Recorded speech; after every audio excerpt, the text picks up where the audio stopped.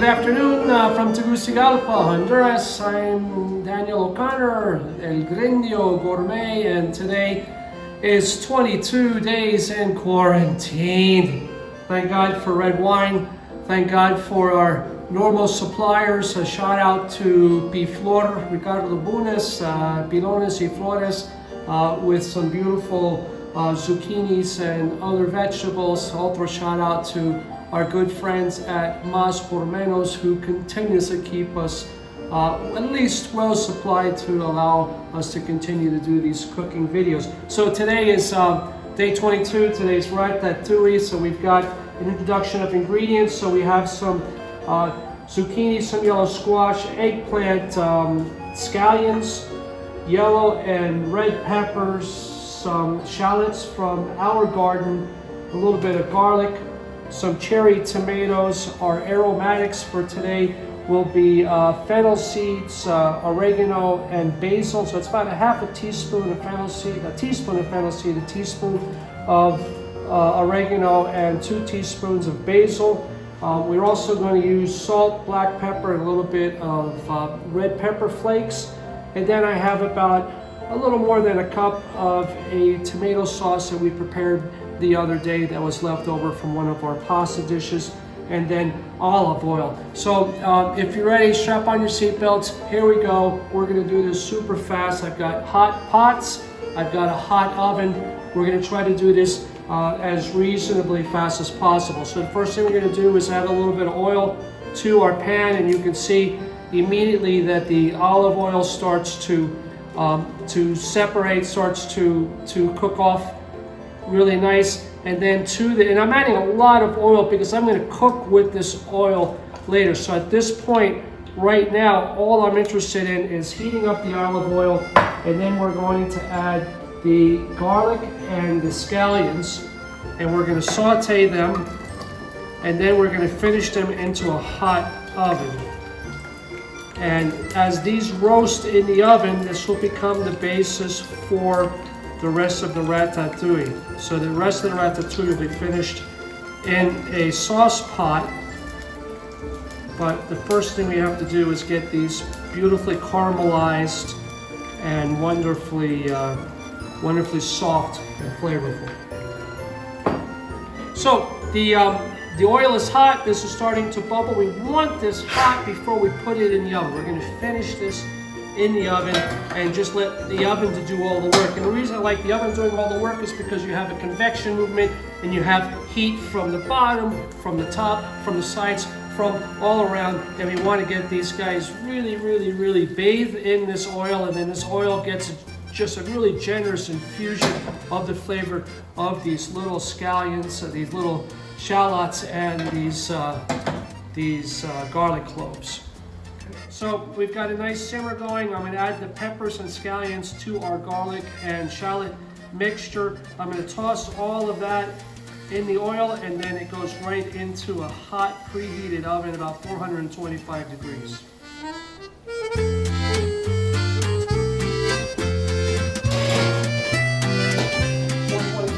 I'm going to add a little generous amount of olive oil to the sauce pot.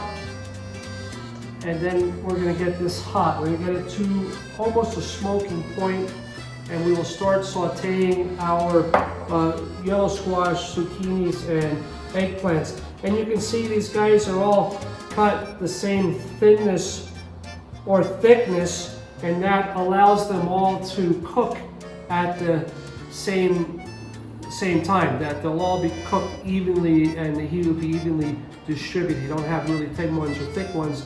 They're all pretty much the same thinness or thickness, and that's very important in the end result. Okay, super caliente, y vamos con...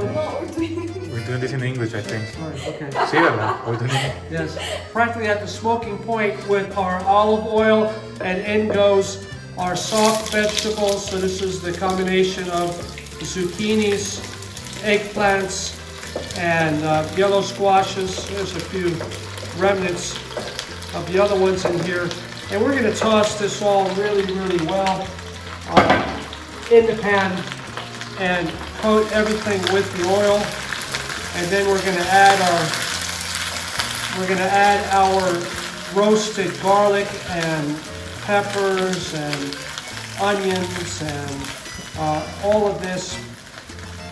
Once the vegetables get soft, then we're going to season it with salt, pepper, our aromatics, a little bit of red wine, a reduction, and then the cherry tomatoes, and then everything goes in the oven and gets baked spectacularly. To this we're going to add salt, cracked black pepper, and a little bit of the chili peppers, fennel seed, oregano, and basil. We're going to mix all this up, and then we're going to add a little bit of red wine and allow the wine to reduce and get a nice infusion there. And you can smell it already. So we've got some wine here for the pot. And we're going to let that reduce until it's practically dry. We've got a little bit of wine for the chef. Cheers, guys. Day 22. I'm only allowed 1 glass of wine a day. Check my other videos and I'll teach you how to open a bottle of wine.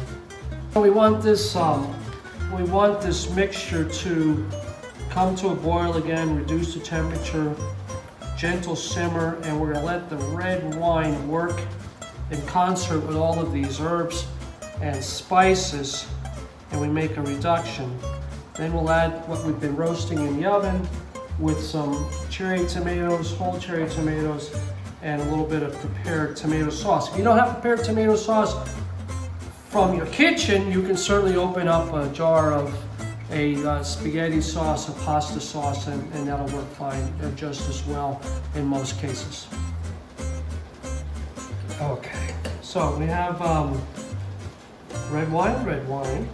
I'm gonna add 2 more teaspoons of some minced or chopped garlic that's been minced in advance, and then we keep it in olive oil and keep it refrigerated.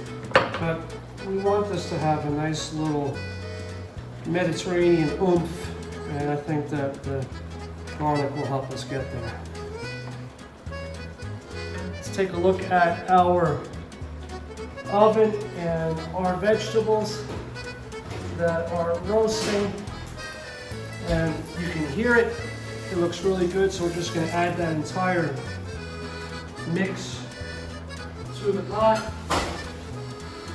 It's really hot, so you have to be careful. And then to this, we will also add our cherry tomatoes and a big fat cup, a lot of our prepared tomato sauce. If you don't have prepared tomato sauce, you can use tomato paste. If you don't have tomato paste, you can use a pasta sauce. But we want to mix all of this really well. Then we're going to cover it, reduce the temperature, and we're going to let this cook for about 35, 40 minutes on top of the stove. So we have a really nice boil going here, and it's really important that before you put something into the oven is preheated and your pot is preheated. So this is boiling. The oven is about 300 degrees. I'm going to turn it up to 350, but we want this, oh, it smells amazing already. We want this going, and that'll reduce our cooking time dramatically. So I'm going to put this at 350. I'm going to put the timer on for 30 minutes, and we're going to count down, and I'll check it in about 15 minutes. I'll be back in just a few minutes. So it's like 30 minutes in a really hot oven. You can see it's still boiling. It's exactly what we want. We're going to give this a little stir, and then we're going to let this rest for about 15 minutes and let the different vegetables absorb all of this wonderful sauce. But it's very fragrant. It smells really nice. The vegetables are nice and soft, and that's what we want. And then I'll show you how I like to plate this particular dish. Scallopinis, it's a vegetarian dish all by itself, but it has so many different uses.